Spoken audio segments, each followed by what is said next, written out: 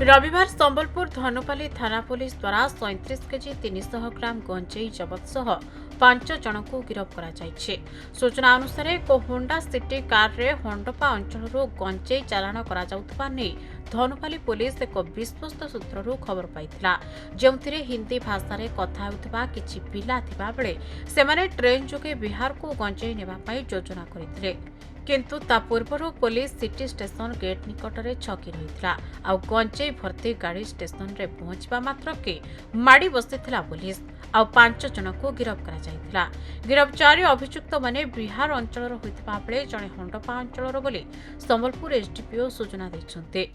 हमर एसपी संबलपुर साहेबंकर जो निर्देश रही गंजा ब्राउन सुगर कोरेक्स इलिसिट जो मद इलिगाल मद उपर कार्यानुष्ठान बर्तमान चली आईसी धनुपाली गतकाली गोटे खबर पाइले जे गोटे होंडा सिटी गाड़ी ओडी 02AZ 8095 जोटा कि अनुगुल साइड आसुची होंडपा साइड से गंजेई लोड होती जो बिहारी पिला अच्छा से ट्रेन रे जीवार अच्छी नहीं जीवे बोली तो से जगिकी रही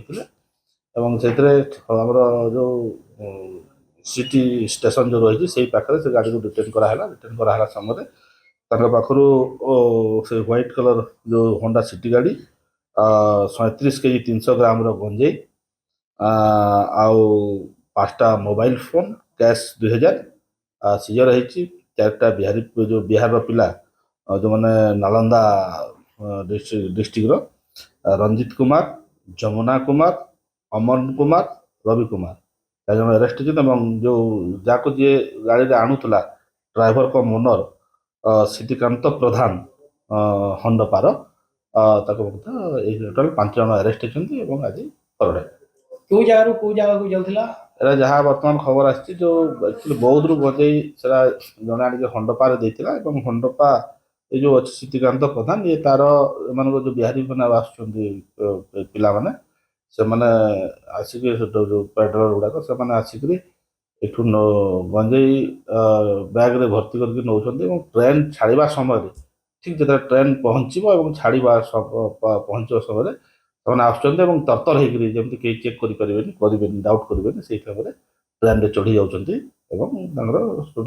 इलिगाल गंजा ट्रांसपोर्ट कर। संबलपुर अमरेंद्र नायक रिपोर्ट खबर ओडिशा।